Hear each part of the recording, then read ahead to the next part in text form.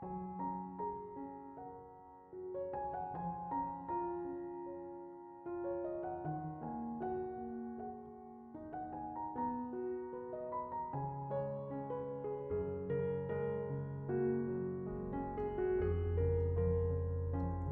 Ibu, Saudara-saudari, adik-adik kaum muda yang terkasih, apa kabar hari ini? Senang masih bisa berjumpa dengan Anda semua. Kembali hari ini kita akan diteguhkan oleh firman Tuhan. Mari kita siapkan hati kita. Tuhan bersamamu dan bersama rohmu. Inilah Injil suci menurut Santo Matius, dimuliakanlah Tuhan. Sekali peristiwa Yesus berkata kepada imam-imam kepala serta tua-tua bangsa Yahudi, "Dengarlah perumpamaan ini. Seorang tuan tanah membuka kebun anggur dan menanam pagar sekelilingnya. Ia menggali lubang tempat memeras anggur dan mendirikan menara jaga di dalam kebun itu. Kemudian ia menyewakan kebun itu kepada penggarap-penggarap, lalu berangkat ke negeri yang lain. Ketika hampir tiba musim petik, ia menyuruh hamba-hambanya kepada penggarap-penggarap itu untuk menerima hasil yang menjadi bagiannya. Tetapi para penggarap menangkap hamba-hamba itu, yang seorang mereka pukul, yang lain mereka bunuh, dan yang lain lagi mereka lempari dengan batu. Kemudian Tuhan itu menyuruh pula hamba-hamba yang lain, lebih banyak daripada yang semula. Tetapi mereka pun diperlakukan sama seperti kawan-kawan mereka.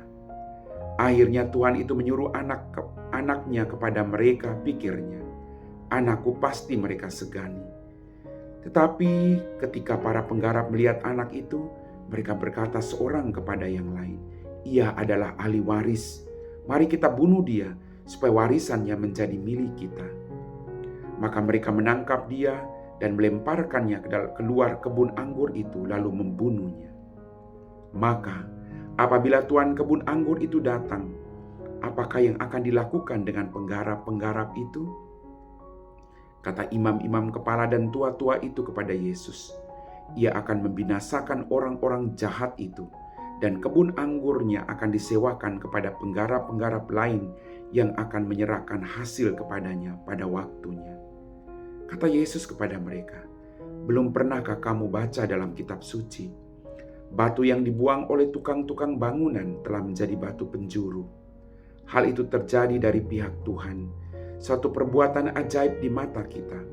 Sebab itu, aku berkata kepadamu, kerajaan Allah akan diambil daripadamu dan akan diberikan kepada suatu bangsa yang akan menghasilkan buah kerajaan itu."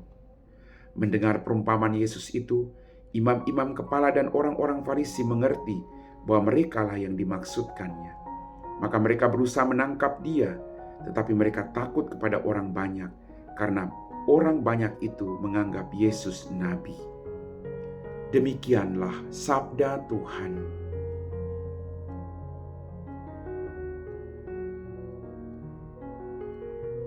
Bapak, Ibu, Saudara-saudari, adik-adik kaum muda yang terkasih, melalui bacaan Injil pada hari ini, saya merenungkan bahwa kita semua dipanggil oleh Tuhan.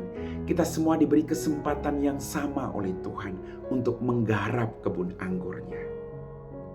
Tuhan memberikan kepercayaan kepada kita. Dan Tuhan akan meminta pertanggungjawaban atas apa yang Ia berikan kepada kita. Maka pertanyaannya, sudahkah kita bertanggung jawab terhadap kepercayaan yang diberikan kepada kita? Kebun anggur ini milik Tuhan. Kita hanya menggarapnya. Jangan sampai kita tamak. Jangan sampai kita rakus. Jangan sampai kita menguasai orang lain. Hidup adalah titipan yang harus kita bagikan.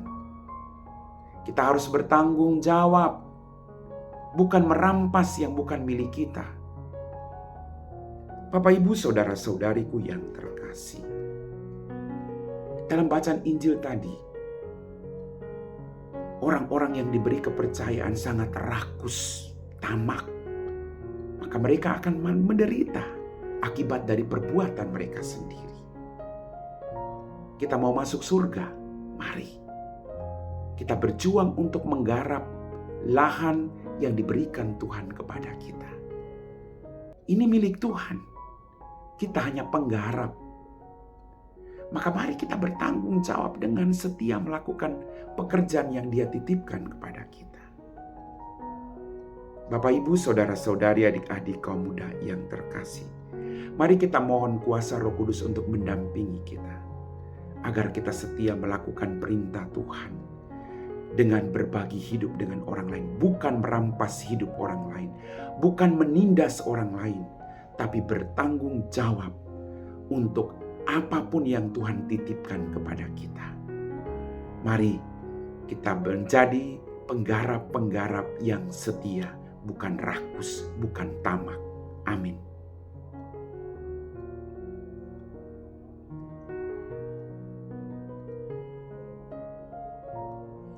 Bapak, Ibu, saudara-saudari, adik-adik kaum muda yang terkasih, kita semua telah diteguhkan oleh firman Tuhan. Mari kita siapkan hati kita untuk berdoa. Dalam nama Bapa dan Putra dan Roh Kudus. Amin. Tuhan, terima kasih untuk berkat-Mu. Ampuni dosa dan kesalahan kami. Pada kesempatan ini Tuhan, kami berdoa bagi mereka yang sedang sakit, baik di rumah mereka maupun di rumah sakit. Utuslah kuasa Roh Kudus untuk mendampingi mereka Tuhan. Berikan mereka rahmat kesabaran. Mampukan mereka untuk menyatukan penderitaan mereka saat ini dengan penderitaan. Tuhan, kami ketuk pintu hati dan belas kasih-Mu. Angkat sedikit penderitaan mereka. Biarlah mereka merasakan kedamaian Tuhan.